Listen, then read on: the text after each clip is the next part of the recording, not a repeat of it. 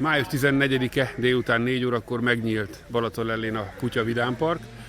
Én azt gondolom, hogy ahogy látjátok a képeken, a kutyák is és a gazdik is azt csinálják, ami a dolguk. Az emberek beszélgetnek, a kutyusok játszanak, és én azt gondolom, hogy az egyik legfontosabb új élmény része Balatonlellének ez a Kutya Vidámpark. Kutyafuttató is egybe, de mégis vidámpark is, ezért lett Kutya Vidámpark.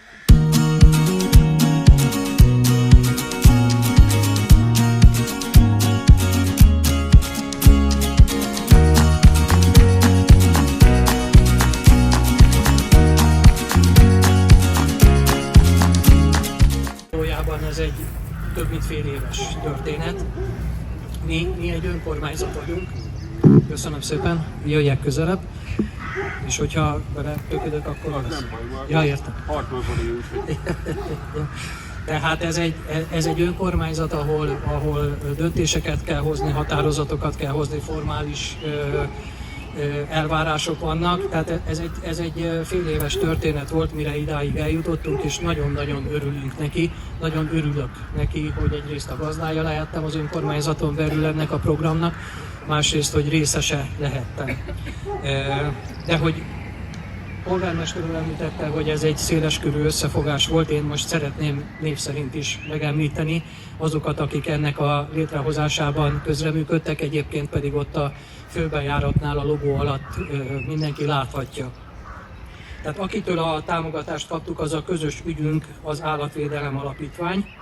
Aki ezt a vidámparkot megtervezte, ő Vas Viktória, aki az EBOVO Közhasznú Egyesület elnökségi tagja, és több minden ilyen szervezésben részt vett már.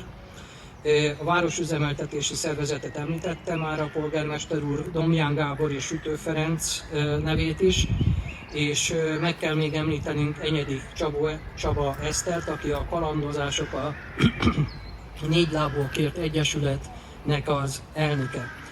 Nekik tudjuk megköszönni, és azt reméljük, hogy egy olyan színfolttal gazdagodik most Balatonlelle, ami nem csak a Balatonlelleké, hanem az ide látogatóké, közös mindannyiunké, egy olyan színfolt, ami a turizmusban és a mindennapi életben fog nekünk segíteni.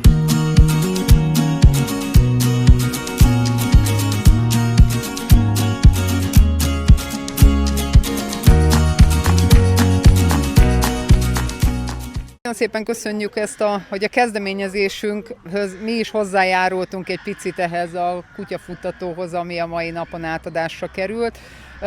Én nagyon fontosnak tartom egy kutyatartó számára, hogy a kutyáját szocializálni tudja, akár egy kutyafuttató, akár egy kutyaséta alkalmával, ahol több kutyával is ugye együtt tud a kutya játszani, élni, vagy akár csak térben együtt mozogni. Ez a kutyának is nagyon nagy öröm, az, hogy fárasztás szempontjából, kettő mentális szempontból is.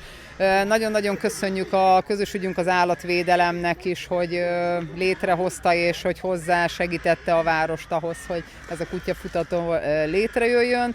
Nagyon örülök annak, hogy a nyári szezonban ezek a fák nagyon-nagyon árnyékot fognak adni a kutyáknak, és ahogy látjuk itt a hátam mögött, már a kutyák most birtokba vették az idézőjeles kutyapancsolót is, aminek nyáron biztos, hogy nagy hasznát fogják venni.